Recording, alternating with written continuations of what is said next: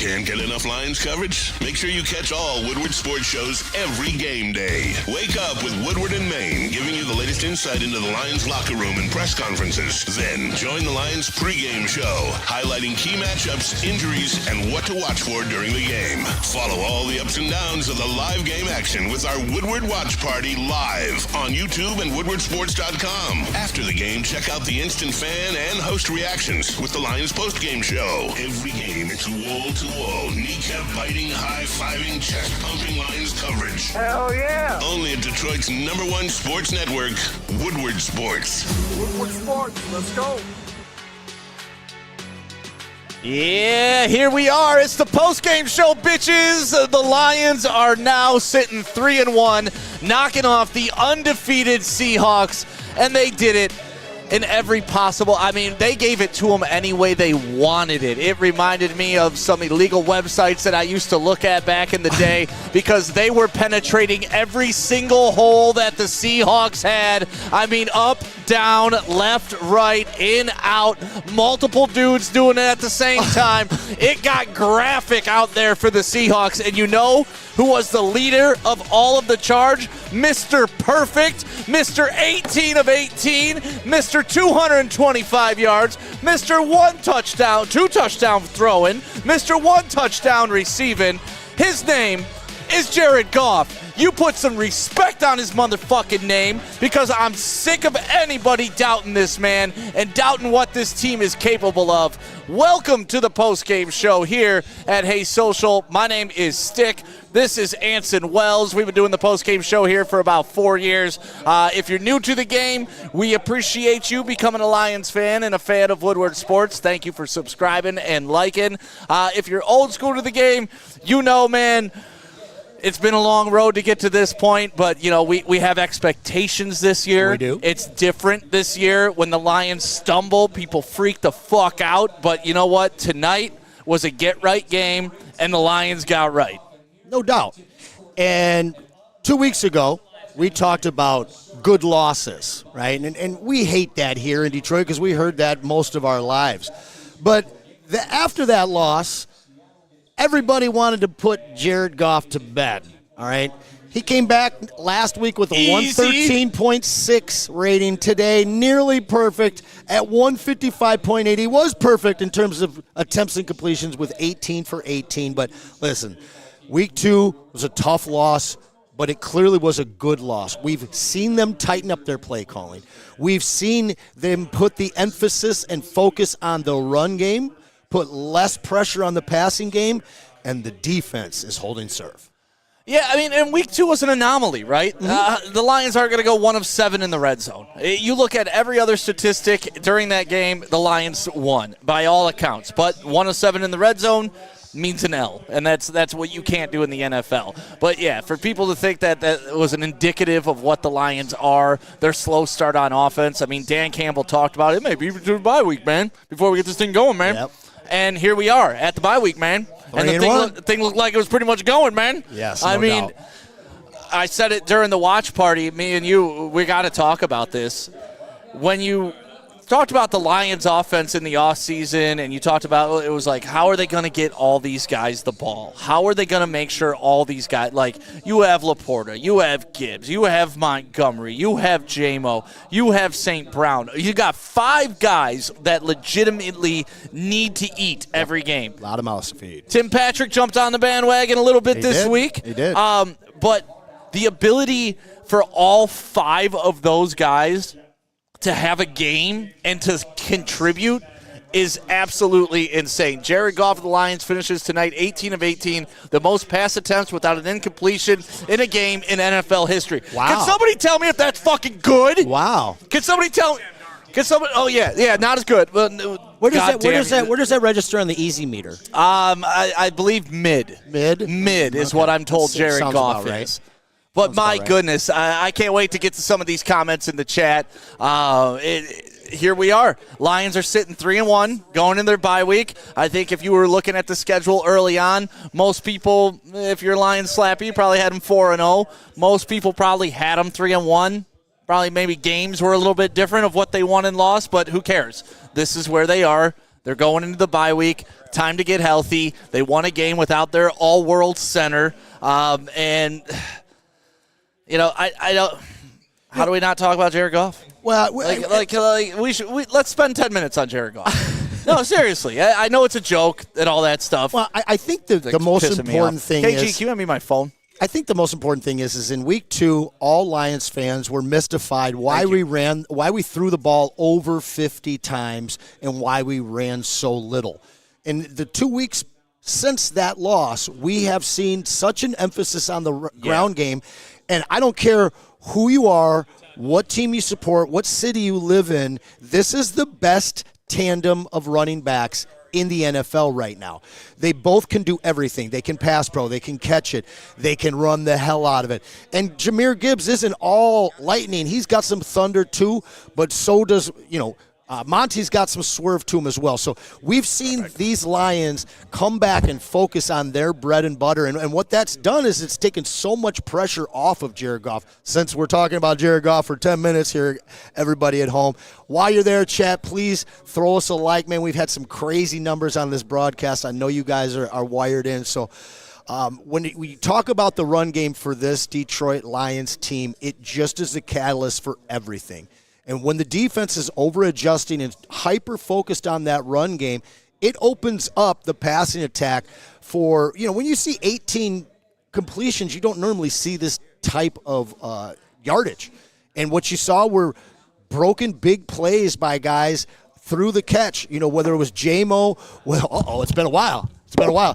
Monty breaking out that 45-yarder, and it's really because defenses are so close to the line of scrimmage right now. They're having a hard time being able to drop 2 safeties like we saw in the first 2 weeks of the season because this run game is just so dominant. I got to give a shout-out to Steve Robertson in the chat. Let's hear it. Where's the champagne? 18 of 18. And you know what? You are right, sir. I'm in. When we saw history, they just had a graphic. This hasn't happened since 1934. Wow. Right? And it was some dude named Sid. And that was probably the most passes they had ever thrown in a game at that point. It was when they invented the forward pass. They were wearing leather helmets. So you know what? Anson, we've put away the champagne because the Lions have elevated. It's been since playoff games. That's right. Regular season games, we don't celebrate anymore. I love it. But historic regular season games, I think we deserve this. You know what? I think Jared Goff. Yeah, perfect. Perfect, Neil. Perfect, Neil. Jared Goff, you are the man. Perfect. You're the man, bro. You're perfect, Listen, Jared Goff. You're perfect. You have never wavered in your belief and support of Jared Goff. There's been mixed emotions, mixed belief, mixed doubt by a lot of guys, and you have stood strong when it comes to Jared Goff. Listen, there was nothing that told you he couldn't get it done, ever in the history of ever. Yep. The guy was a number 1 draft pick out of Cale. That's what I was telling everybody when he first got here. If I handed you a piece of paper and I was like, the next quarterback you're going to get has been to a Super Bowl. Ooh. He's 26 years old. I like it. Was a number 1 overall pick. Sounds good. Pedigree. And he's going to be yours. Plus, I'm going to give you 2 other first-round picks. Bring him to Detroit. Wasn't he the afterthought of that deal? Oh, yeah, he was a throw-in. But honestly, on paper, if I slid that to you, you'd be like, yes, fuck please. Yeah, I'll take a number 1 overall pick who's been to a Super Bowl and was only 26 years old. Who wouldn't want this guy? Well, apparently a lot of Lions fans didn't want this guy. And you know what? Dan Campbell said it last year. I'm going to say it right now. You're good enough for Detroit, Jared Goff. I love Thank you, Jared Goff. That was so beautiful. Oh, thing of beauty. So one of the weird things about this game, though, if you look at the amount of plays that were run, they had 28 more plays run than us. They had the time of possession for 10 more minutes. They outgained us in yardage by 130 yards. Now, the turnover battle was won by us 2-0. But the big thing is this Lions team was just scoring at will. They were scoring on big plays.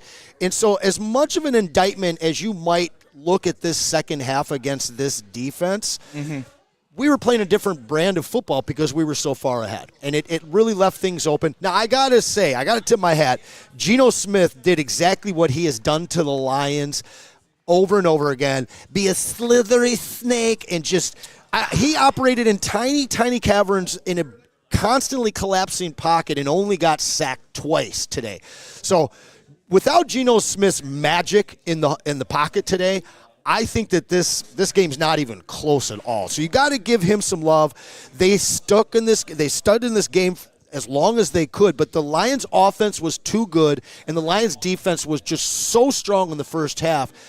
This game, as close as it felt at some moments, it never really was that close. Yeah, I got to give Neil credit for that because he's like, Stick, they did enough in the first half. They won the game in the first half. They gave the offense a big enough lead to where the Seattle couldn't catch them. And listen, when it got down to one score, I'm like, Neil, come on, man, one score. But at the end of the day, the Lions never trailed, and the Seahawks never had the ball where they could have taken the lead. Yep. Not once. Yep. Not once in this game. Kenneth Walker has big games in the state of Michigan. Kenneth Walker's a hell of a running back. I mean, listen, he made the Michigan State program when he transferred there. He was the poster child for what the transfer portal should have been. Appreciate you, K9. Yeah.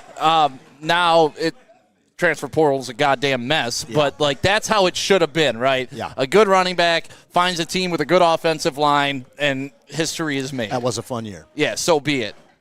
So yeah, it's crazy. A little hook and lateral we watched taken out of our playbook this week by Seattle. And actually at that point, Seattle was 0 for 18 on 3rd and 10 or longer. That was the first time that they had made that conversion. But I want to focus less on their hook and lateral. Let's talk about that Detroit special. What? To Goff? Yeah. The Philly? The Detroit special, we're calling that one. That was what Philly did in the Super Bowl to score the touchdown. But ironically, they stole that play for us. They stole that play from us when we did it to them. KG, can you throw up to 1,800? So how mad would you be if you were a linebacker and you got outran? You got to hit the 3 and 4 to take the bottom bar off, though. If you get outran by Jared Goff for a touchdown reception, that linebacker ain't sleeping tonight. I mean, how much loft was underneath that pass? It was a beautiful throw. That thing was like 400 feet in the air. 19 for 19 today, actually. Yeah, and even though we're popping champagne right now, we got to give a shout-out to 1800 Tequila, the official sponsor of the post-game show. I mean, people here at Hey Social were going nuts for it today. Every time the Lions scored, people were ordering 1,800 shots. And like I said, they're the official sponsor of the post-game show and every game party right here at Hey Social in Shelby Township. So pretty much every time the Lions are playing, come here, get some 1,800 in you, and let's root on Jared Goff to have another perfect night. Man, unbelievable. I cannot wait to hear you give it to Easy all week. I mean, pause, but yeah, I can't wait to be able to give it to Easy all week. I mean, Easy, dude, like, can you imagine being so wrong? Like, just so wrong. Like, me and you debate shit, right? Would that be like similar to being so wrong about Sam Darnold? Yeah. God, you had to bring You knew it was coming. You know what? Continue on. Has Sam Darnold ever gone 18 for 18? No. Then shut your mouth. I don't want to hear about him tonight, okay? This is This is King Goff's night. For real. But imagine being so wrong about somebody, calling him a bust, calling him like he can't win, he's not the guy. Would that be similar to your boy J-Mo? Because I heard a lot of that for 2 years. I was guilty of that. That's a Flannel Sam thing. Yeah, that's what I love about our network. We have so many people with so many varying opinions. That's right. We all get it wrong sometimes. I don't know when I have. You can't pull those receipts, but either way. Jaden Ivey, that has yet to be proven. Yeah, it's the same. That has yet to be proven. He's in his third year, just like J-Mo. It took him two. Yeah, took him three as well. Don't get me going on Jaden Ivey. Jaden Ivey, a dog. But that's my fringe right now, right? Maybe my fringe argument that people can come at me for. But no, Jared Goff, he's proven me right over and over again. Can we take the bust label off of him now? The bust off of J-Mo? Yeah, we can take that off, right? I could see how some people could still say it. Right, because he still isn't that dominant number 12 overall pick wide. It's just because of where he was drafted. Well, but that's the only problem. If J-Mo was 24th, he'd be fine. Well, but I think it has a lot more to do with Amon-Ra St. Brown. Obviously, the two lost half seasons. But when you've got a guy like Amon-Ra St. Brown that just demands the ball because of how good he is, if you see this guy, if you see J-Mo in half of the teams in the NFL, He ascends to number 1 in his third year, no problem. He's getting 9, 10, 11 targets a game. But like you started the broadcast off, there's 5, 6 guys that you need to get the ball to. One game, Laporta's not going to go off. Right. One game, like week 1, you're going to see Amon-Ra not go off. But we're getting from J-Mo exactly what we need, and that's to take the top off and break the game. That is a game breaker right there. You saw it with that huge 70-yard play. And in a big moment, too. Oh, yes. You know, that was when the momentum was in Teetering. doubt. And the dude is so damn fast. Wow. He was high-stepping from the 30. And the From funny the thing was, 30. The only thing that pissed me off about that was afterwards they showed the mile per hour gauge, which is one of my favorite things in football now. And he slowed down. And they stopped it right when he hit 20 because he slowed down and started. Yep. Because that boy was ready for like 23.5. God. It's so fun, man. These games are so fun. And when you think about Ben Johnson and just like him sitting at home, like this was the perfect Ben Johnson game. Yeah, it really was. It's a great take. I mean, what more could you have asked? What they stall out maybe 2 or 3 drives. They start out the opening drive of the game. How many times did they punt, I wonder? They stalled out the third drive of the second half. So maybe 3 times they stalled out tonight. Every other time they touched the ball, they had to score. Yeah, in terms of punts, we had 3 punts. 3 stall outs tonight. Not bad when you put up 42 points. But other than that, I mean, he was having fun with his play calling. Mm-hmm. Like, you know, the little the play action, everybody goes this way and he throws it back to St. Brown this way. That you saw that in the second quarter, and you're like, okay, he's starting to dial, like he's starting to get a little loose. You know, the buzz is starting to hit him. Yeah. And then he opens it up with the J-Mo play and then the Jared Goff play. It was just like him being like, I can do whatever the fuck I want. Well, and when he took chances today, he was creative. In week 2, I felt like he was taking chances with cute plays in situations like, why are you running basically a wide screen from the 10-yard line, right? When you're in the red zone, you need 5 yards. Why are you starting the playoff on the 10? And they did so much of that in week 2. But again, we talked about that being a good loss because we've seen so much adjustment on the offensive side of the ball while the defense still continues to play at a top 8, top 10 level. And I'm watching the highlights over here on one of the 17-foot TVs at Hayes Social. If you haven't come and watched a game here, you got to come watch a game. It's the closest thing you're going to get to being at a game. Do you remember 20 years ago the Troy Spectadium? Yeah. That's the only thing I can compare it to. I mean, you have the biggest screens in any bar I've ever seen outside of Vegas. These 3 giant monsters. Yeah. And then you just have TVs everywhere else. You got Keno, whatever you need. I mean, this is the place to catch a Lions game, guys. But I'm watching the highlights, and I'm thinking of people that watch they're not Lions fans, right? But they live in Texas or they live in California. They watch Monday Night Football like me and you do every night. It's Monday Night Football. I don't give a shit who's playing. I'm watching, right? This is a great branding game for the Lions, too, nationally. Right, it shows once again you coming off their last. I mean, Thursday night to open the season, or was it Sunday night to open the season is nationally televised, but Monday night's different. You know, and I just feel like everybody watching this team around the nation has fun watching the Lions. So, like, for us, it's agony when they got it back down to a score. Oh, well, here go the Lions. Oh, they got it back down to, like, we're riding the roller coaster. But if you're a fan who doesn't give a shit about the Lions, you just want to watch good football, you watched a hell of a ball game, an entertaining NFL game tonight. And to double down on that, 5 years ago, fans were calling for the Thanksgiving game to be pulled from the Lions because we were so difficult to watch as a team. We weren't even good enough for Thursday night football. And we know how bad Thursday night football is. But now I want to talk about the progression over these 3 years. In 2022, it was all hope. We came out of Hard Knocks hoping that this was the regime and this was the team, and, you know, wasn't a good start. But then we started to win games, and the hope, we just kept hoping that team all the way to 9-8. Then the next year, last year, we had faith. We had a lot of faith in this team. But the games, you know, we didn't really know exactly how good our offense was. We were surprised by how good our offense was as the year went on. We were surprised by Laporta. We were surprised by Gibbs. We were surprised by New Monty and how good our running game was. And we were surprised by the jump that Jared Goff had taken in his career. Now we come in this year, and you and I have talked about that new money Lions fan, and I think that we're kind of teetering between an entitlement and a confidence. And some guys just talking like we should come in 4-0, win every single game. That's a little too entitled.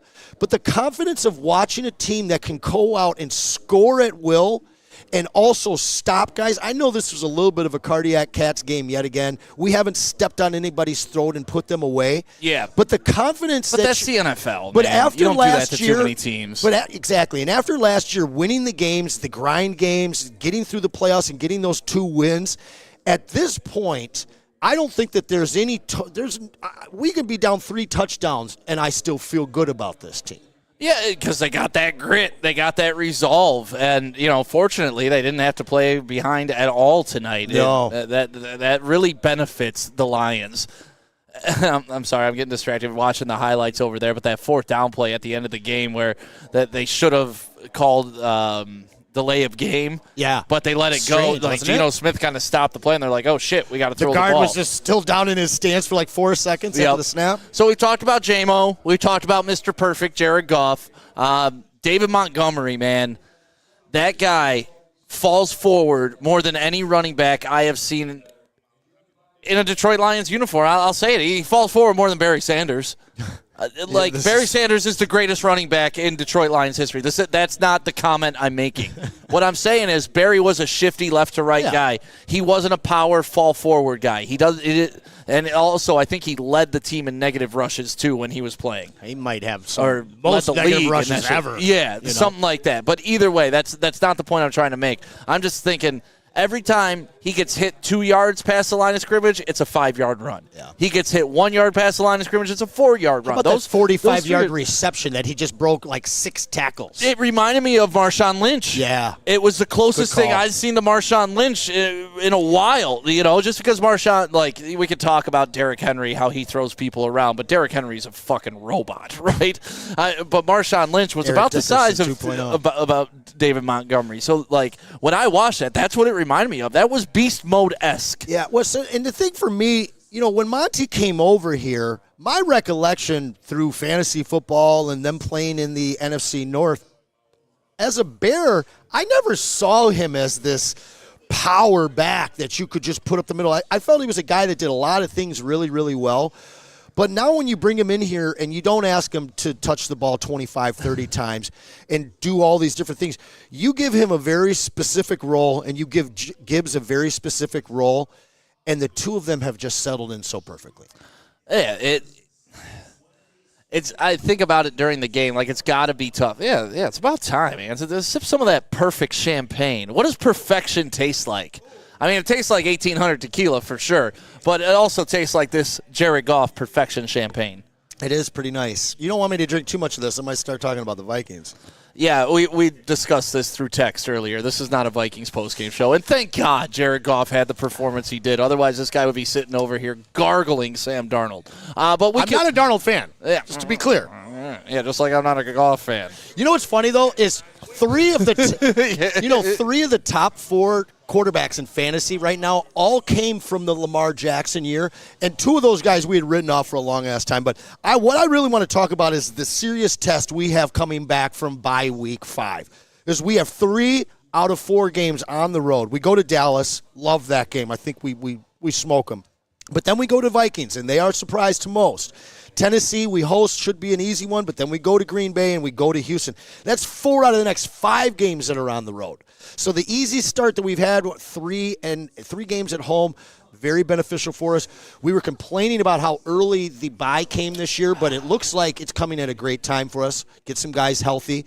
But I'm going to tell you right now, if we can go 4-1 or even just 3-2 through this next 5-game stretch, it should be enough, I think, to win the division. But we got to beat the Vikings, man. I mean, the Green Bay-Houston game, those can be tough, too. The Vikings are playing in front of their skis, and they're only 1 game in front of us.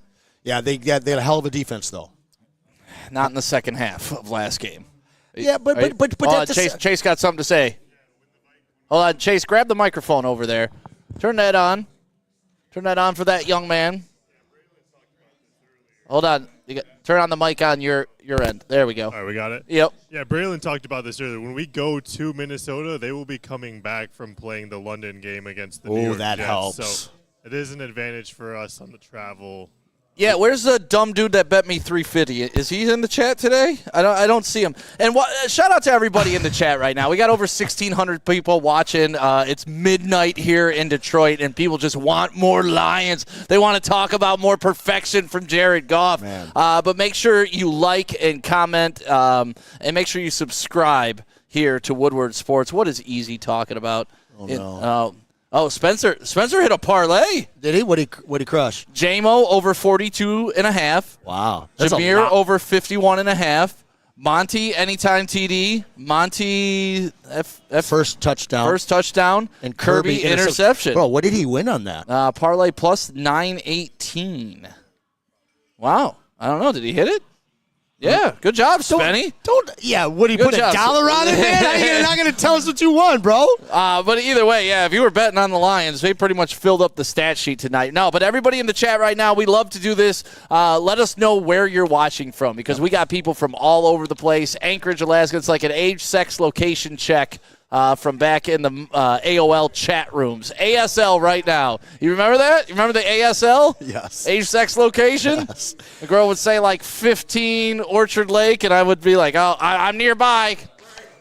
It's when I was 15, by the way. You know who I heard from today?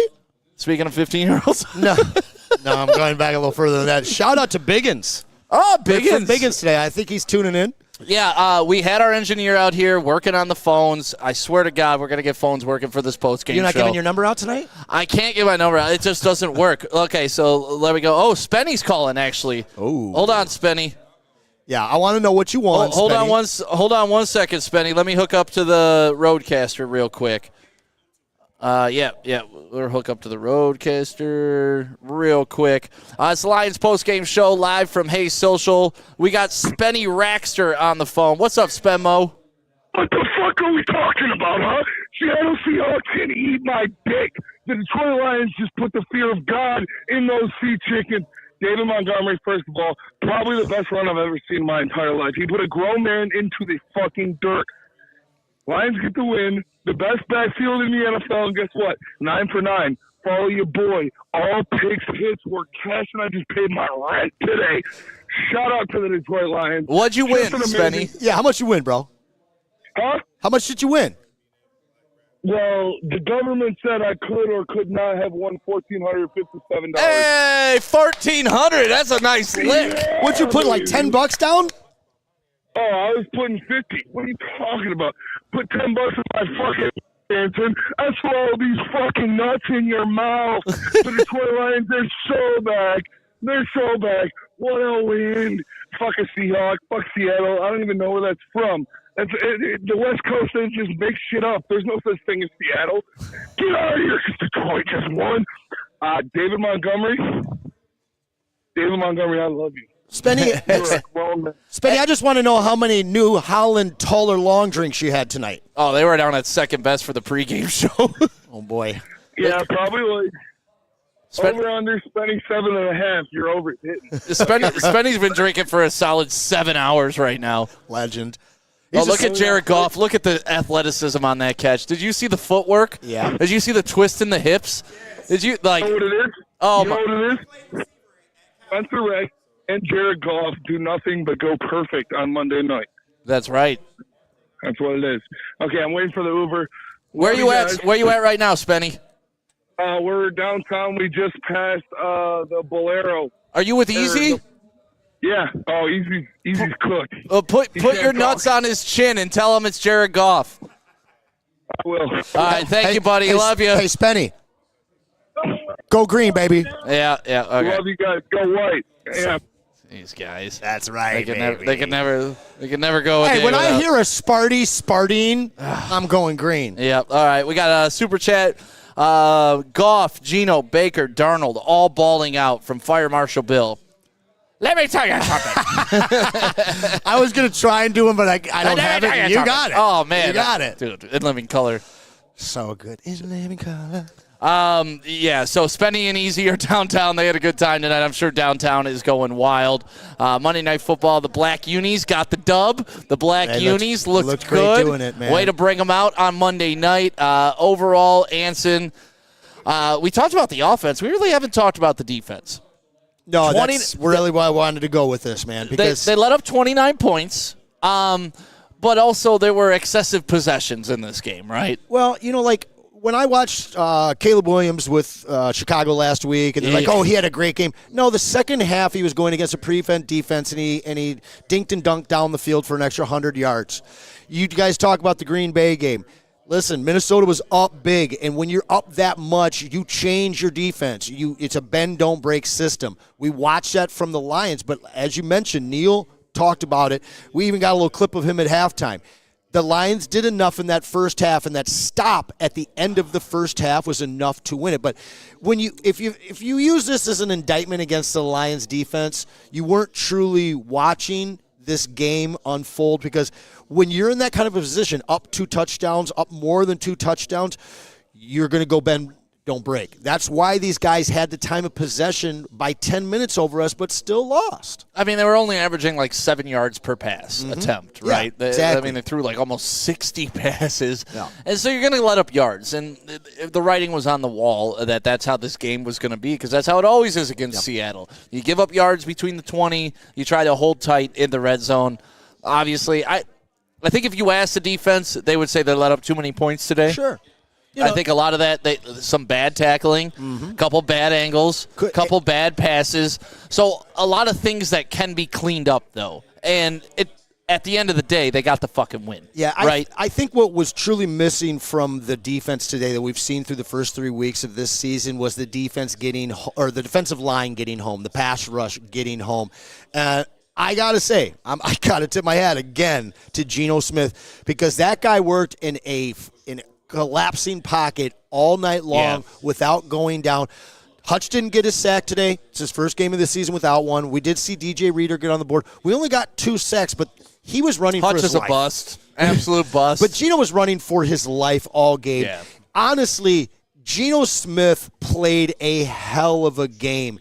This team probably shouldn't have scored more than 17 points today. And Geno Smith willed them to their 29 points. But, again, what I saw out of the defense in the first half, that's the type of game style you're going to see in a playoff game. And if we get that kind of a defensive effort from these guys for a whole game, because, again, playing a very different style of ball. But you have to have so much faith in this team right now, because the defense is starting to finally match this high-level offense, which was the exact opposite last year. We had all offense and a bottom 4 defense, Well, I said it last week. I mean, without the defense playing the way they were, this team could have been 0-3 starting the season. I mean, the Rams game went to overtime. They could have lost that game. They lost game 2, and they very easily could have lost game 3 to Arizona had this not been the same defense. Well, and if our offense today doesn't look the way that it does, it looks the way it did in week 2, we might have lost this game too. But what you saw was both sides of the ball showing up today. Shout out Carlton. Champagne's starting to hit. Shout out Carlton Davis. I talked about this on the show on Wednesday with Maz and Braylon. This guy has basically replaced Cam Sutton as the swagger and leadership in the secondary, and maybe even all of the defense, along with Anzalone and, of course, Hutch. Carlton Davis, you can question a couple penalties here and there and some stuff, but this guy's so valuable in run support. He's absolutely our number 1 corner, and what he's doing as that number 1 corner is he's allowing the rest of our secondary to have less pressure on them. I don't know how you feel about Carlton Davis. I was not sold on him coming in. I thought we gave up a lot to get him, but I absolutely love this kid. If you looked at his man-to-man stats, they were really good. The problem is he was playing in a zone defense in Tampa Bay. Okay. So he was kind of a fish out of water down there, so his stats were kind of jaded. But I think Brad Holmes and Dan Campbell saw on film when he was in man-to-man that's what we want in our defense. Yeah. So it was more of a scheme thing for him. Okay. I think he obviously is fitting in better with AG. Yeah, no doubt. Well, I want to go back to, we were asking people where they were watching. We got Montreal, Rochester, Indianapolis, Kenmore, Washington, Moses Lake, Washington. Listening in Los Angeles. We got Windsor, Flushing, Michigan, Bay Area, California. What up to the Bay? Parts unknown for Ghetto Pat. Southgate, Bay Area, East Jordan, Michigan. Let's see. DC. Washington, D.C. That's crazy. Flushing. Stick no phone. Yeah, I mean, if you were listening to the game, week 1, and you want to call my phone and you still have my number, My number's feel out free. there. I'm not giving it out again because I didn't work out too well. But if you want to call the phone right now, it's hooked up to the Roadcaster. We can get some calls in. I got to drop a little more on Carlton Davis. You and I have for years talked about how Matt Stafford's Phoenix, Kansas City, Oakland County, Alaska, Flint, Reed City, Hot Atlanta, Nashville, Petoskey, Albuquerque, Dallas, Lansing, South Florida. Man, Detroiters travel strong. Brooklyn. Good Lord. Hell, Michigan, awesome. Grand Rapids, Dubai. Dubai, baby. You rich motherfucker. 2 Dubais. I got to go to Dubai. Yeah, I think. Yeah. That's all I know. You know how like That's all I know. you know how we do like the Michigan 10 and the Vegas 10. Yeah. Then there's the Dubai 10. Yeah, I'd probably be like a Dubai 1, but I don't care. You're a Dubai 4, bro. Don't Oh, yourself. hold on. out I like got that. someone call. Oh, shit, I didn't answer. Whoever you 616, Oh, he's calling call back. already. I Call thought back. it's a voicemail. So, yeah, if you- 616 West Side. If you want to do some research and find out my phone number, we gave it out during the post-game show during the first week. But either way, we're celebrating the Lions' victory here. Let me accept this. It's a 616 number. Where we at? That's West Side. Hold on 1 second. Let me click Fresh on Coast, Michigan. Unknown Fresh Coast. caller. Yep. Audio road. This is a big risk here. Hello? Yo, Yo, you're on the post-game show with Nancy and Stick. Who's this? Nick, what up, bro? It's Aaron Stoner. What's up, man, from Grand Rapids? Hey, what up, Grand Rapids? Did you How say you your doing, brother? Did you say your name was Stoner? Yeah, my last name's Stoner, bro. Dope. Love that. I'm not even lying with you, bro. You want to see my ID? Yeah, show it to us, bro. So what you thinking about these Lions today? Dude, what a game, huh? Can we talk about this game? Yes, please. Jared Goff. Perfect. You got me still? Oh, yeah, you're here. Turn down what you're watching. You're in delay. So I got you. One second. yeah, there you go. Man, I feel like I'm on the radio again. 93.1 DRQ. Turn your radio down. You miss those days, don't you, bro? Oh, I do, man. Channel 955. Hello. Dude, real quick. Geno Smith, I'm sorry, but what's going on with those freaking dreads, bro? I mean, are we watching Oz? Dude, didn't he look like R. Kelly at the end of the game? That shit was rough. Looked bro. like R. Kelly in the Trapped in the Closet That video. shit was rough. But no, but on the real, I want to get real about Aaron Glenn right now because Aaron Glenn is pissing me off, man. Okay, What the hell are we doing on defense? We blitzed twice, and it worked. The rest of the game, we didn't, and it was egregious. And we're getting worked. This defense is so much better than how Aaron is scheming this defense. Do you feel me? Am I wrong? It's tough because the first 3 weeks of the season, they only let up, I think it was 17 points a game, 18 points a game. That's fine. That's fine. I hear you. So I get it because the eye test, it looks bad, right? But then when you break it down. Oh, it looks really bad tonight, too. It looked really, they were taking. Make Geno Smith look like he's the best quarterback in the NFL. Well, yeah, and they were talking about it during the watch party, too. Seattle didn't miss a tackle tonight. When they got their hands on a Lions player, he went down. For the Lions weren't the same, right? That's fact. So, yeah. I get it, man. It's tough to watch sometimes. But don't we need to, don't you feel like Aaron could scheme our players into better positions and create opportunities for our defense to be in better positions to where our boys who are actually more talented than they are talented, but I feel like he's just not putting them in good positions to be successful. And that's why tonight, again, we're getting worked when I don't feel like we should be. It just looks like it's harder than it should be.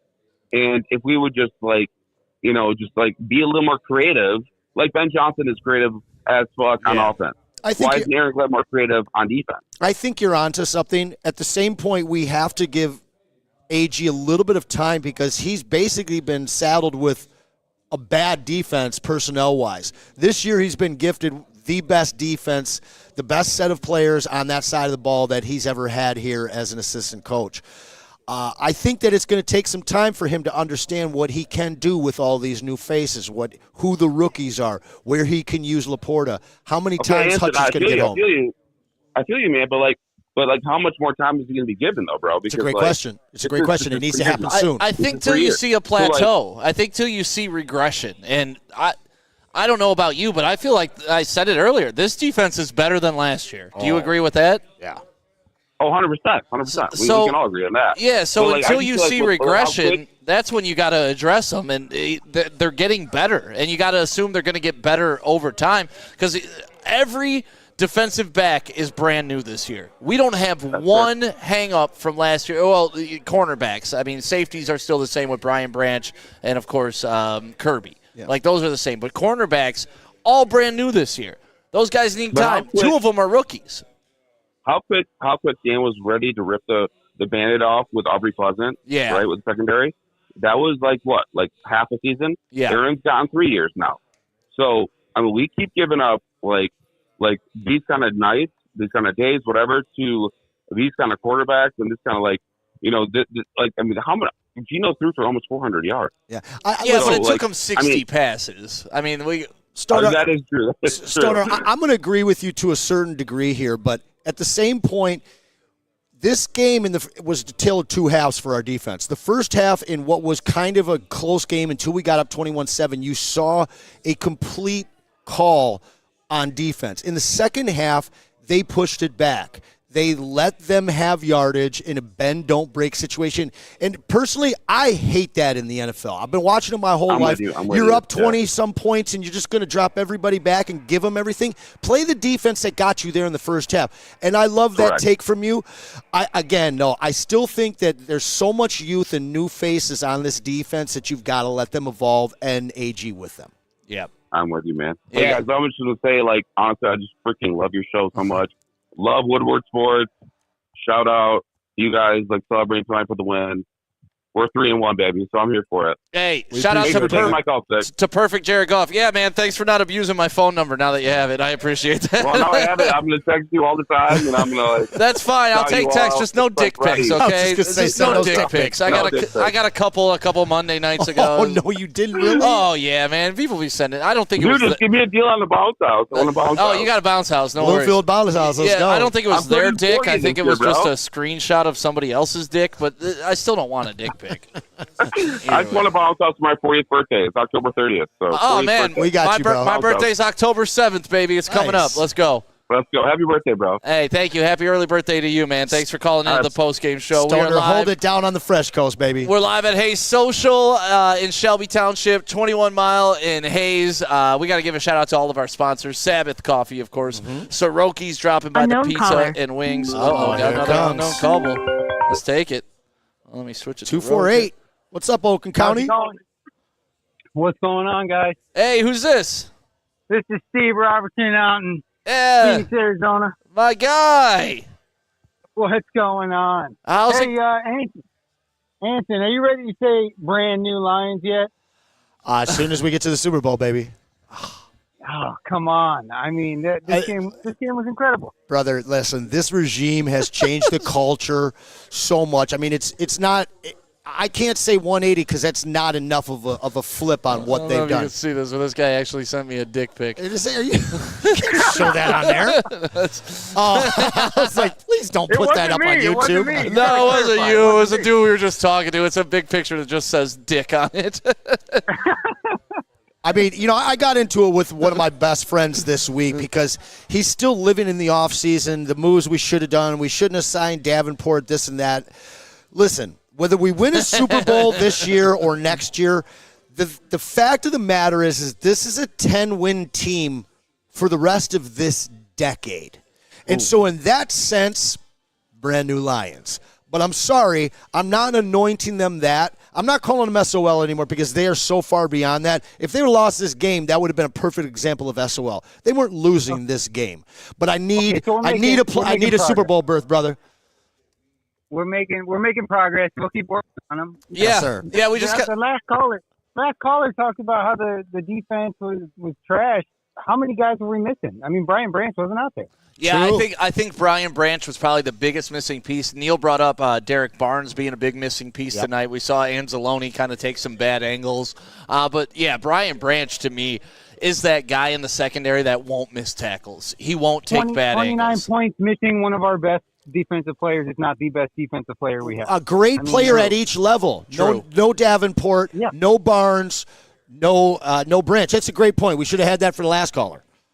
In the brand new Lions, can deal with some adversity, some injuries, some guys missing, and still find a way to win. Yeah, because we have actual depth now. Yeah, we have a new culture. We have a whole new team. We have a brand new team, is what I was trying to say. Yep. I think you said it a few times, my friend. Say it again. Say it one more time for us. New Lions. There we go. Say perfect Jared Goff. Perfect Jared Goff. I love that. Enjoy Arizona. I'm sure the weather's beautiful, man. And thanks for calling the post-game show live Appreciate at you, Hayes brother. Social.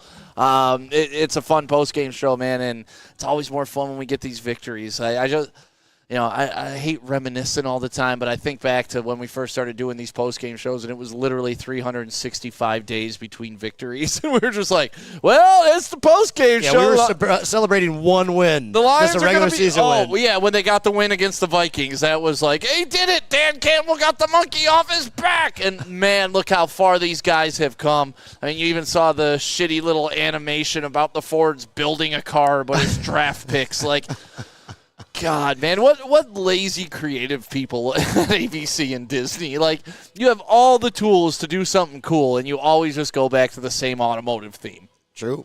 They Like, do love I get that it. stuff. I get it. We're the Motor City, and we always seen the Motown thing, Yeah. where they spin the record and like put the belly bands together. And Are you shit saying like that you missed the robot? the dancing robot from Yeah. Fox? Yeah.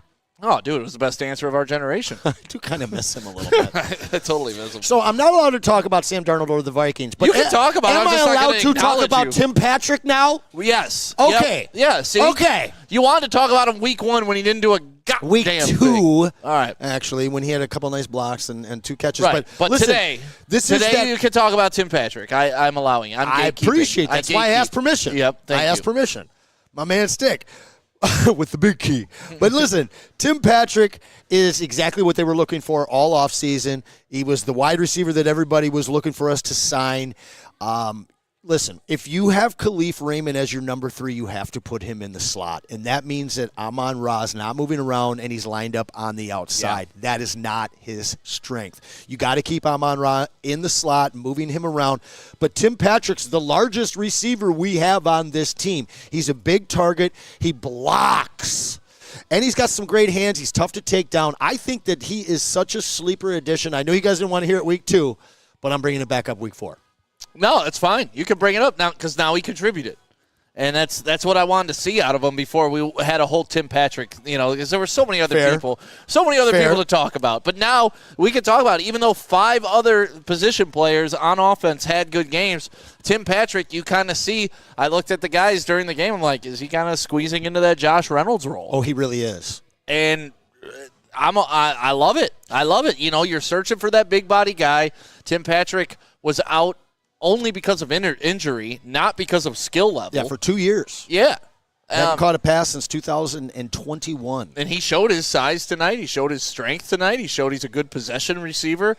And it's just fun to keep adding to this puzzle, right? It really Tim is. Patrick is a luxury item. Mm-hmm. He's not something your offense needs, but he's something that is nice to have. I got to say, I think that this offense needed him. Because in week 1, without a Josh Reynolds, we had to put Amon-Ra on the outside. And you saw him, what do you have, like 2 catches for 14 yards or something ridiculous? Yep. Obviously we still won that game on the back of J-Mo and the run game. But for me, I think that this is the one hole that we didn't fill this offseason. We filled the secondary hole. We filled the defensive edge rusher role with Davenport. We filled a lot of holes that we saw in this team through the draft and free agency, DJ Reader, another. But what I didn't think that we did was replace Josh Reynolds. And you hit the nail on the head comparing him to him. I don't know if he has the rapport with Jared Goff yet, but it seems like he's progressing very nicely. Yeah, let's throw up that 1800 graphic real quick so I can plug 1800, our official sponsor. Uh-oh. Oh, and we got another caller coming in.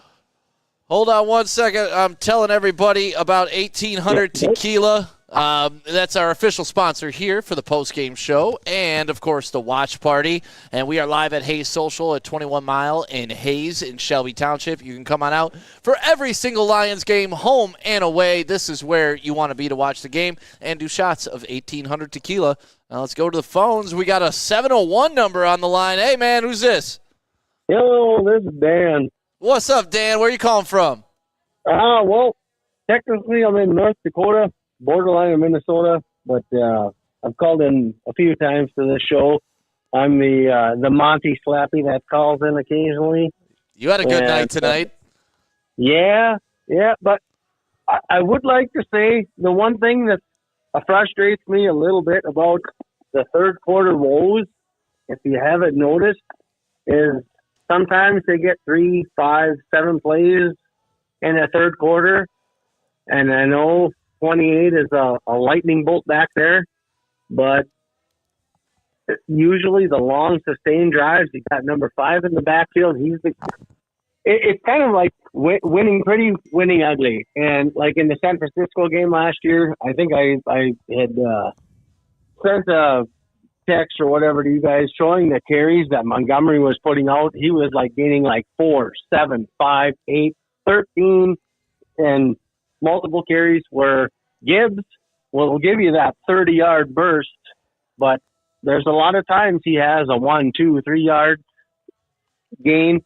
In a way, it's a little bit like Barry, but I feel like sometimes when the game gets tight, I feel like they want to get a little bit on the cute side, and I feel like they just got to give it to Monty, baby, and fucking pound away. That's right. And let that four-wheel drive Chevy 454 just plow through there, and you might get 3-4 yards to carry, but you ain't going to be facing 3rd and 6. You're going to be 3rd and 2, and that's right. always a pretty down for the Lions.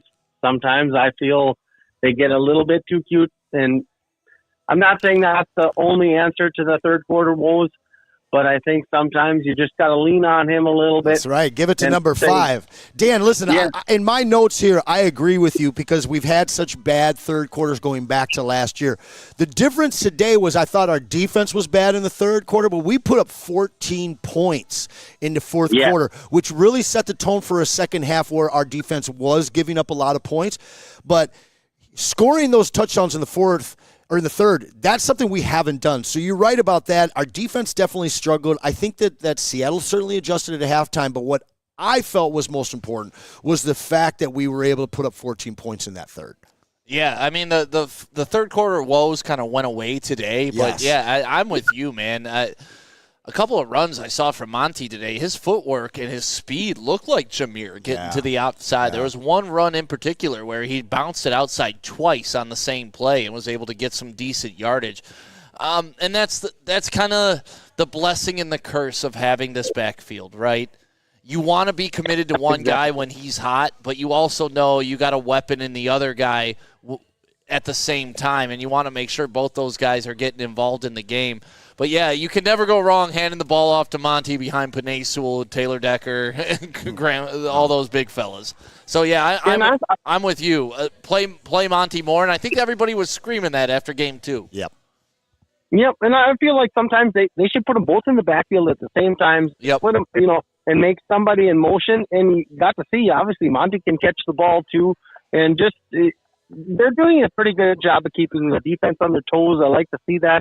Like the creative plays are good, and the pass to Goff, now they can build off that. Amon-Ra gets the ball again. Next time, he can pass it to Laporta, who somebody will take Goff, and Laporta will be open. So you can see that they're building towards something. And I'd just like to thank you guys for everything that you do at the network. I know it gets to be long nights, and as a fan from a long ways away, I appreciate everything you guys do. Keep up the good work, and let's roll. And like I said, I hope they run the hammer with number 5 the rest of the season, and let's see where this thing goes. Dan, Thank fans you, like you make it easy to go late at night. Did you hang up? Yeah. Oh, I wanted him to say something for us. I wanted him to say, Mom and Dad on the roof, eh? Oh. Mom and Dad on the roof, eh? No, and I appreciate all the compliments and stuff, but, not to give it back to you guys, but the reason we do this is because of you. I mean, guys fuel us, man. Honestly, yes and no, because we did this when nobody was watching us, True. too. So, True. So yeah, maybe we all don't 18 do it of you. for you. Yeah, like if you go back and search live videos and go to oldest, it's me and Anson, and it's got like 18 views. On his couch. On my couch. So, no, but honestly, like, being able to talk to people in Minnesota, Arizona, people calling it's awesome, in. Man. Like last year's post-game show when the phones were working, we were getting calls from all over the place. Yeah. So I vow to you we're going to get the phones working. You're texting me right now saying thank you. We appreciate you calling in. Jared's got a super chat. I'm concerned about why we aren't using our kicker, Jake Bates, more. Like, he was the best kicker in the UFL, but when it comes to the Lions, he only kicks extra points. Can I feel this? Because I actually wanted to talk about some concerns. You're not going to tell us what you want, bro. Yeah, go ahead. Okay, so some of the concerns, I got 3 of them, all right? Yep. One of them is Big Leg Bates. We watched him miss an extra point last week. This is a guy that hit some really long ones in the UFL like you talked about. But there was like 2 or 3 extra points today that were iffy. Did you see those? Yeah, but I don't give a shit. It doesn't worry you at all? No. You sure? No, because when I look at the stat sheet, he was perfect. Okay. What more do you want than perfect? A little bit more down the middle. Oh, a little bit more down the middle. More perfect. That's it. That's what I'm saying. Like that's what we're we're splitting hairs over. Listen, and that's what more do you want out of Jared Goff? 18 for 18. I wanted teams so good. That one was a little behind Amon-Ra. I wanted teams so good that we're splitting hairs over extra points that were made. We are yes. Well, that's literally like the hardest thing we're talking about tonight. Well, the kicker kind of maybe on those 8 extra fucking points from 8 touchdowns. Nah, I'm okay with Jake Bates and I like the no field goals today. A lot of touchdowns today. The question about not using them is, welcome to Dan Campbell football. Yeah. I don't even – if he had Justin Tucker on the team, he ain't using them as much as, like, most people would use a Justin Tucker. Yeah. That's just who Dan Campbell is. I've accepted it. I don't love it completely, but I've accepted it, and I love Dan Campbell completely. If he had Brandon Aubrey, do you think he would not use him? I don't know. It's Dan Campbell. He's going to try to fucking inflict as much pain on you as possible. True that. And the kicker doesn't do that. True that. The touchdown does. I like that. And that's really, to me, that's the philosophy. Like, Dan Campbell wants you to hurt. I never actually thought about it like that. I love that. He's an aggressive I love motherfucker. that. I mean, he comes from the Sean Payton tree where Bounty Gate was a thing. He was a part of that coaching staff. Like, Dan Campbell is ho-hum, There's something to that, but man. he's a smart, evil bastard, and he's ours. If we're going to give you the ball, we're going to run over you and make you stop us in order for you to get it. We're not just going to kick it to you. That's it. It's it. He's a bully in the best possible way that I can say that. Okay, next concern. 5 pass interference penalties and 3 defensive holds on number 1 pick, Terrion Arnold. Now, on Wednesday, I talked about him, and I compared him to Patrick Peterson, a guy who had a lot of PIs called on him in his rookie year. When you take a guy from the SEC that's a very physical conference and you bring him in as a rookie, they're going to play physical, and they're going to get calls because they're a rookie.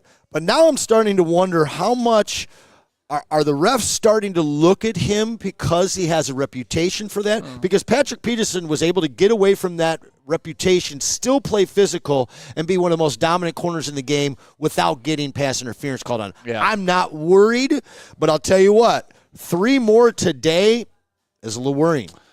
He's a physical cornerback. That's it. I mean, he's got to learn how to play the game. And when I say play the game, I don't mean play football.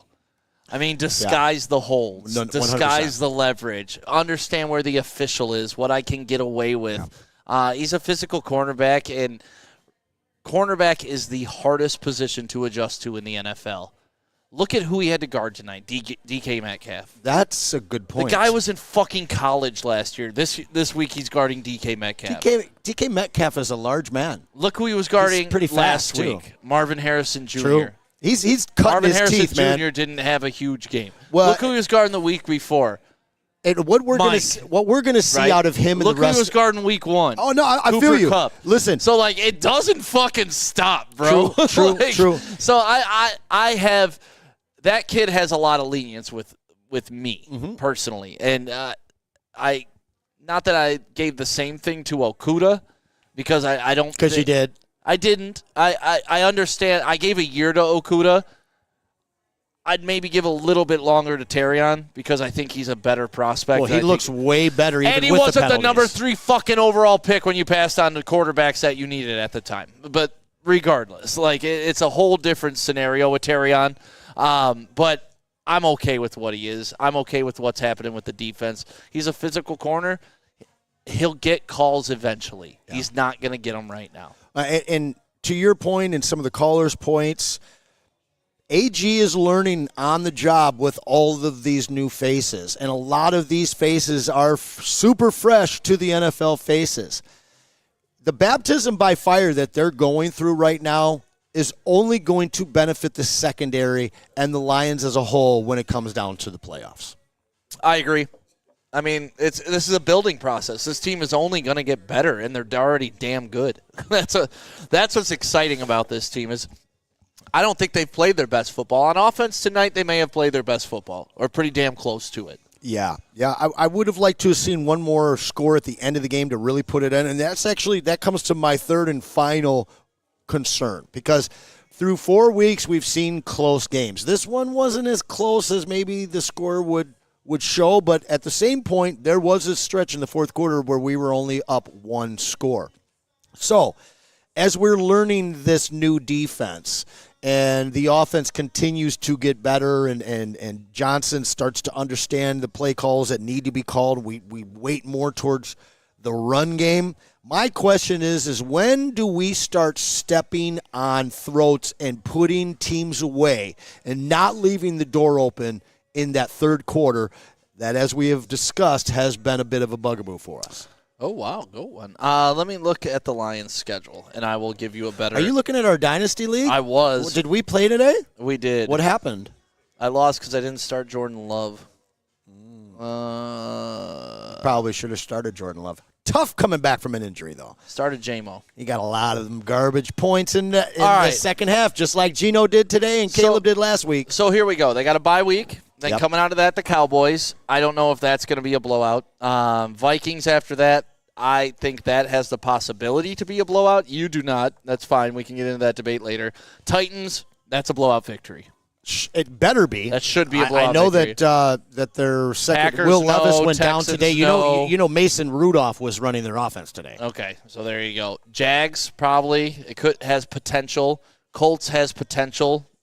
Bears has a lot of potential because Caleb Williams sucks my balls. But that defense is tough. Caleb is getting better slowly. I still don't like him. Caleb Williams sucks my balls. I agree, and I've been saying this for a long, long time. But their defense has won them 3 games, period. Yeah, I understand that, but Caleb Williams sucks my balls. Yeah. And I stand firm on that. DeAndre Swift actually looked really good, and I think it was because they added in Rashad Johnson, who they have ignored through 2.5 weeks. He got a little bit of time last week, and this week they kind of featured a similar running tandem to what we have. Not nearly as effective, but they were for 1 week. Yeah, but honestly, if you're looking at the schedule, there's maybe 2 to 3 possible blowouts the rest of the way. You mean for us to blow teams out? Yep. Okay, yeah, because we got a pretty tough schedule here. Yeah, Jaguars, Colts, I think we blow out Dallas, coming back healthy from the bye week. Dallas pissed is a mess. off. They are a mess right now. Micah Parsons isn't playing. They have 0 run game. They're bringing Dalvin Cook back.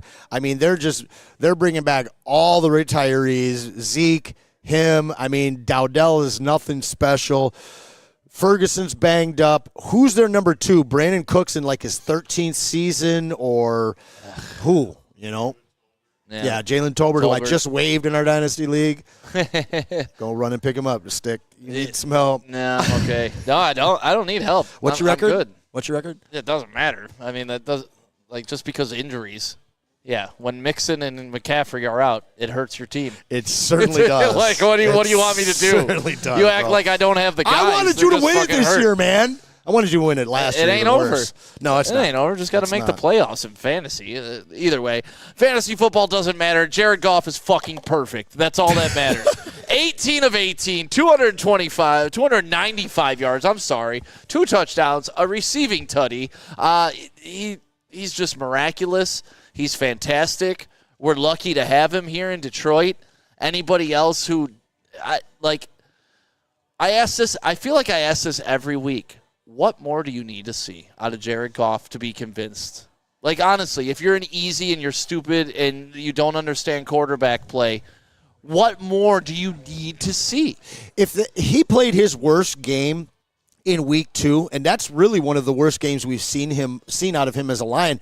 They were still in a position to win. Yeah. And what we've seen this guy do for 2.5 years, well, I guess maybe not this full year, but week 1, week 3, when the game was on the line, the guy was able to do it. Was able to figure out how to run out the clock with the ball in hand, or to be able to get that final touchdown, be able to get to overtime, be able to win it in overtime. This guy's clutch. Yeah. I don't care if he doesn't make the huge plays and be able to run a. This is what I love about the Goff haters. We still got some, huh? Goff has well, I don't know if they're Goff haters, but they discredit Goff. How about that? Sure. Okay, the Goff discreditors. Yeah. Well, Goff's got a really good team. He did something tonight that hasn't been done since 1934. Have there been good teams? Never been done in the Super Bowl Have there been good teams in the NFL since 1934? Or is this the first one of all fucking time? I thought Seattle had a good defense. But wait, have there been good teams in 100 years of 90 years of football? There have. There's been a lot of good quarterbacks, too. Then how come nobody else has done it, Anson? And Seattle. But wait, if they had other good teams and there's other good quarterbacks, how come nobody else could fucking do what Jared Goff did? No, I'm serious. Everybody's telling me. It's Ben because he's on a good team. It's Ben Johnson's fault. It's because he's on a good team. It's only because of Ben Johnson scheming. Guess who was out? There's been lots of quarterbacks on good teams. Nobody in the history of the fucking NFL has done this. KG loving it. I got a whole bye week to beat you dumb motherfuckers over the head Easy's going to have to listen to 18 for 18 for like almost 18 days. That's wild. Poor guy. He dug his own grave, man. He made his own bed, baby. We talk about it. You build your own character on the air. He built his character as a Goff hater. He built his character by flashing the tiny hands every time they were talking about Jared. He built this. Now he's got to fucking deal with it. Now you got to deal with it. You got to deal with perfection. You got to deal with something that's never happened in the NFL. And then I got to deal with people like, he's on a good team. Yeah, okay. There's been other good teams and still nobody's done what he did. There have been. You idiots. No doubt. Fucking idiots. All right, so I got a question for you. We talked about this running back tandem. Shout out to Mr. Hecam, but we talked about this this running back tandem being the best in the NFL. I got a question about our safety tandem. When healthy, where do you rank Kirby Joseph and Brian Branch? Top 5? Top 3. Top 3 was where I was going after the top 5. Top 3. Okay. Top 3. That's amazing because last year. Maybe you put Baltimore above them. Trying to think of a free safety. I'll tell you, Indy's got 2 nice safeties, but they just can't stop anybody anywhere else. Yeah. Yeah, I don't know. That's a good question. It's a really good question. They're certainly a top 5 unit. Kirby has turned into an absolute fucking monster. I mean, his nose for the ball, we saw his first year. The guy was a turnover machine, and he's continued that trend. Looking at our concerns last season, hemorrhaging points to number 1 wide receivers, DK had a great day today, but when you're down and you got to make up 42 points, guess what you're going to do? You're going to throw it 60 times like he did. So, yeah, a guy gets nearly 100 yards. You're not that worried about it. Like you said, Marvin didn't go off.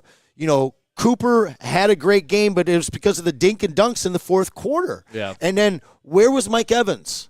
Who? What happened to him? I know Goddard tore us up, but Godwin had 117 yards in the first half and then nothing in the second half. Exactly. So what we're seeing is the evolution of a secondary that is taking this defense from the bottom of the league to the top 10, in my opinion. Yeah, I'm sorry. Everybody's going in on Caleb Williams in the chat. Caleb's sorry, bro. Have you seen that, guys? Have you seen his body language? He's just not a leader of men. No, he's not. That's what you saw in college. And, people gave me so much shit when I said I would take Michael Penix in a draft over Caleb Williams. He's going to be the number 1 pick. Yeah, well, okay. So was Ryan Leaf. He was the number 2 pick. Jamarcus Russell was the number 1 pick. Stud. Just because you're the number 1 pick don't mean shit. Right. Wasn't there a guy, David Carr? What happened to him? Yeah. Derek's brother. Yeah. That's right. Didn't he get picked right after Stafford, right? Yeah. Yeah, listen, you got to be able to lead a locker room of men in the NFL. That's the difference. Like, you can get away with talent in college. In the NFL, the men in the locker room have to respect you. And that's another thing that people – it doesn't show up on film for Jared Goff. It doesn't show up in stats. It won't show up in any metric. But when they walked out on stage at the draft and Amon-Ra started the Jared Goff chant. Yes. That's something you can't buy. That's something that a locker room you can't just force either. You can't say, hey, guys, you're going to love this motherfucker, and I want you to chant his name everywhere you go. And that special. exact instance is probably the greatest metaphor to describe what you're looking for in a quarterback. A leader of men. A guy that not just leads them but galvanizes them to the point where they want to not just follow, but they want to prop you up even higher than you already are. Yep. People asking how many brews I've had. I really didn't drink tonight. Just had a bottle of champagne, celebrating perfection. Because that's what we do on the post-game show here. We celebrate perfection. Yes, we do. Not just victories anymore, because victories are expected. No. Those are it's that Lions entitlement. The baseline for what it's like to be a Lions fan now. Now, we celebrate things that haven't happened in 90 years, and that's Jared Goff. 88 years, okay. I don't give a shit. Jared Goff was perfect tonight. Man. Perfect. Like, really fun to watch. I'm glad he took the safety instead of trying to throw that ball away, because then I couldn't have this conversation. I turned to Flannel Sam on that last drive. I was like, 18 for 18. They're not going to throw it, do you think? He's like, no, they're just going to run it. And then they're running down there. No. I told them they were going to throw it. Like, I thought they were going to go for a haymaker, like a bomb knockout, to JMO, baby. just knockout. like, oh, yeah, just something. Hey, listen, protect those stats, Jared Goff, because now you go down in history. Like the 30 for 30 Armando Galarraga was on in the corner over here on one of these 30 TVs that we have. We're going to do a 30 for 30 on Jared Goff's perfect game. All right, so that's the first perfect game in Detroit in a long time. I'm going to dive deep into my guy. Tigers or Lions. Bro, feels so good. Talk about the gritty cats of Detroit, man. We'll talk about that. We're doing a whole watch I'm talking about both gritty cats of Detroit. Are you coming to the studio tomorrow? Wednesday, I'll be for the watch party. Okay, 2:30 watch party. Yep, studio tomorrow. Well, yeah, next 2 days, guys. Watch party, 2:30. Tune in. 3 days. Next 3. Well, two for days sure. Because the Lions or Tigers are going to win. Well, yeah, so 3, but 2 for sure. Maybe we sweep them out there in Houston. But the gritty cats of this city right now, what's the kid's name that Jason Bartelli or Bartelli? Listen, he put it so perfectly. Talking about a city that doesn't care about the odds, man. And that's what we've seen out of both of these teams. I love how much of a dork that guy is. Like, and he owns it and knows it, and he's the best. Like, watching A.J. Hinch pour beer on that dork's head was, like, one of the funniest things I've ever seen. He was just like, ah!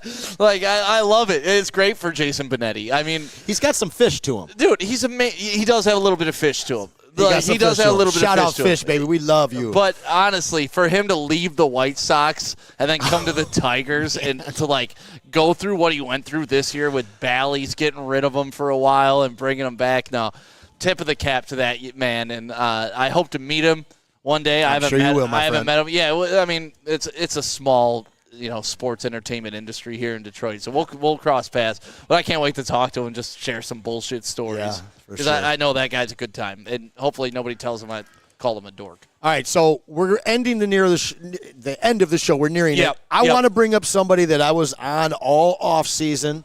And I was actually with KG. We were on the desk during day 3 of the draft. I said in the 4th round, this is Sione Vaki. But I thought we were drafting him to be a defensive jack of all trades, kind of replacing Brian Branch along the line that would allow him to drop back as a safety. Now, we've seen him converted over to running back. I would love to see him on the field a little bit more. We saw the 17-yard. Now, listen. Now, hear me out here. I'm not shaking my head at no, he shouldn't be on the field. What about a wishbone with Gibbs and Vaki out there? However, this is where I'm actually going. Sione Vaki was drafted ahead of Braylon Allen. How would you feel about the Lions drafting Braylon Allen, the youngest man to ever score a touchdown in the NFL history, who actually took more touches from Breece Hall this week? Did the Lions make a mistake drafting Sione Vaki? Oh, and Chase is passionate about this one. What do you got, Chase? Yeah, this was before I was even a part of the network. I was just a fan in the chats. I sent a mock draft into the Wake Up Woodward, and they laughed at me for putting Braylon Allen in the 3rd round. I said we should be finding Monty's replacement because he's likely a cap casualty after this year. And that combo of Braylon Allen, the thunder, the lightning that Jahmyr Gibbs provides would have been amazing. Yeah. I really wish that he would have been someone that, like, when we traded up for that pick, I was hoping to be Braylon Allen. Chase hopped right up to get on that mic. I'm not knocking Braylon Allen. And when I was shaking my head, I wasn't knocking about Vaki getting more playing time. I just want you to remember Gibbs last year. He was a first-round pick. They didn't get him involved in the offense for a long time. That's a great point. This is how they really didn't. This is how these coaches roll. Okay. Right? They slow roll these guys out till they know that they're game ready. Yeah. And then come that time, he's going to be a player. And we've seen that with all kinds of guys that were drafted and felt they were a reach and then forgotten. And now Levi Onwuzurike is a huge part of this defensive line. Yep. Last year, Ife Melifonwu comes out of nowhere to basically take our secondary over and get us into the playoffs and get some wins for us, you know? We got Silent Mike in the chat. Oh! The motherfucking Silent Mike in the chat. He don't speak, but he types. I love Silent Mike. I do too, man. It was good seeing him the other day. Well, I feel like we've covered the entire game. We've covered everybody on offense. We've covered pretty much the entire defense. We got a bye week next week, so there's no game predictions for next week. It's just enjoy this victory.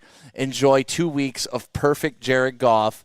If you're in the heavyweights chat, tell Easy he's fucking stupid, and just let him know that Jared Goff is the man. You had that. You don't have to play it at the end. You can play it now because I just want to hear it. I want it to serenade me real quick. Now, I want you to understand, after week 6. Jared Goff. That's your guy. Jared Goff. Jared Goff. Jared Goff. Jared Goff. Jared Goff. Jared Goff. Jared Goff. Jared Goff. Yeah! Oh, man. You're a hater. Garbage easy chanting Jared Goff. Let's go. Oh, really, right now? Oh, he's sold out. See, I'm wondering, can he enjoy – oh, there he is right there. Yeah. Can he – Jared Goff. Can he enjoy wins when Jared Goff is this good, like this perfect, should I say? Can he still enjoy wins? Like I don't know. Can Flannel Sam enjoy wins when J-Mo goes up? J-Mo's catching 70-yard bombs? Who knows? But either way, that's the best part about Woodward Sports. We got a bunch of dudes that love hanging out, talking about sports, and we're all from Detroit, and we all love these teams, and that's what makes us better than any other fucking network in this market. I will guarantee it. Real talk. I will put us up against anybody, anywhere, anytime. Come to a party, you'll see who runs Detroit. It's Woodward Sports. Thank you guys for being a part of the post-game show. We will be back live in the studio tomorrow, kicking off at 7 a.m. with Woodward in Maine. Broder and the legend Terry Foster are going to be talking and recapping perfection from Jared Goff and the Lions win. And then, of course, Wake Up Woodward with KG, who's running the 1s and 2s right now. You got JB that's going to be in there. And then, of course, you got Flannel. You got Kool-Aid. And Broder. That's taken off in about 6 hours, 7 hours, so you got to make sure that you're there, KG. I'm sorry. I hope you got some sleep this afternoon. Oh, Chase covering for you? Oh, okay. So Chase is still here and can make it, but you can't. Okay, yeah, you're an asshole, Chase. That's fine. you're enabling this motherfucker. And then, of course, following that, we are going to go with Big D Energy. Darren McCarty, who was great here at the watch party tonight. He's going to be on with Neil Rule from 11 to 1. Then, of course, Ryan Ermanni and Braylon Edwards from 2 to 4. But that is going to evolve from Ermanni and Edwards from 2 to 2:30. Then at 2:30, we are doing a watch party for the Eat Tigers. 'em up, Tigers. Tigers Eat 'em playoff up. game. Then I'm shooting to the Kirk Gibson Foundation to interview Kirk Gibson at 4:30. We'll replay that on Wednesday. Then, of course, heavyweights are on from 5 to 7. We got a lot of stuff going on in Woodward Sports, and we couldn't do it without you guys watching. I mean, over 800 watching still at almost 1 in the morning. That's amazing. Yeah, and this wasn't even a playoff game. So thank you guys for being a part of the postgame Real show. quick, big love, rest in peace, Dikembe Mutombo and Pete Rose. And rest in peace, Javon Hollywood. Oasis, course, Wonderwall is coming on right now. That was a song, so rest in peace, Javon. But, yeah, Pete Rose, super sad. If they put him in the Baseball Hall of Fame now, you guys are a bunch of losers. Right. I hate you. How you couldn't do that for that, man. I hate you for the rest of my life. All the Baseball Writers MVPs of are out there America. gambling millions. I said it. Yeah, well, I mean, Shohei. Yeah, while you're running commercials for casinos and online casino, you're peddling. But rest in peace, Pete Rose, one of the hardest. Charlie Hustle. That's right. I mean, that's the type of guy who would be a Detroit legend by the way he played. Yeah. And that's why it's going to be cool to interview Kirk Gibson tomorrow. I'm going to bring that up to him. Please do. I'd love to hear their that. play emulated each other. Yeah. They were both dogs. No on the doubt. field. And that's Left your it Spartan all out dog on the field, too. baby. So I know Go you green. love him. But I do. thank you for being a part of the post-game show. We will see you in 2 weeks because it's a bye week. I'm going to the beach in St. Thomas with my new wife. And, probably going to put another baby in her. So you guys have a great one. We'll talk to you later. Jared Goff. That's your guy. Jared Goff. Jared Goff. Jared Goff. Jared Goff. Jared Goff. Jared Goff. Jared Goff. Jared Goff. Yeah! You're a hater. Kirby Jones, the player of the game. Let's go!